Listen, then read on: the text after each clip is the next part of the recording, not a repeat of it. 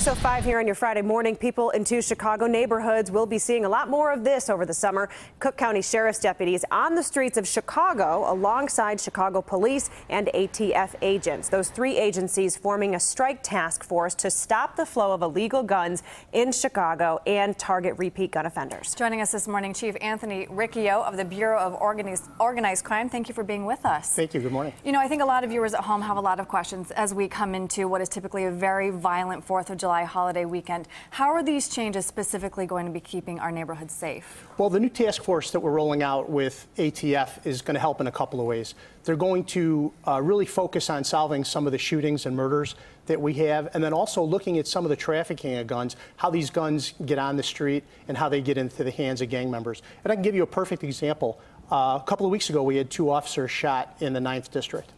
ATF officers and Chicago police officers working to find out where that gun came from were able to trace it from the original owner through 5 people who had possession of it. Ultimately, it wound up in the hands of a guy named Charles Williams. Charles Williams gave it to the gang that used it to shoot the police officer. So we actually arrested him yesterday with ATF, and he's going to be charged federally. So we're looking for more cases like that, more help from ATF on this joint task force. We've got the Illinois State Police helping us as well on this. So we're confident that they're going to make some progress on some of these open murders and shootings that we have. So this pooling of resources, is this considered innovative or different for what you're doing now in different cities? Like, do other cities do this and you guys are just kind of picking up on it now, or is this sort of, you know, groundbreaking in a way? Well, we've actually had task forces where we've worked with the FBI, the DEA, ATF, and that's been going on for quite a while. These extra resources that we've gotten are certainly timed well. We're hoping to be able to make some inroads during the summer,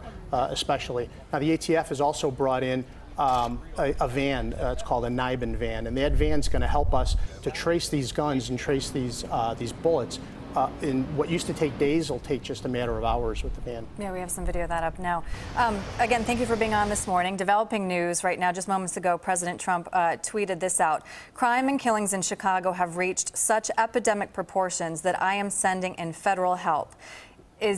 Have you seen those resources yet, or what you're talking about this morning, is this in response to federal help from the president? Well, we definitely are receiving the additional federal help. But like I said, we've had task forces in place for years. But these extra resources are coming just in time for the summer to help us out during the summer.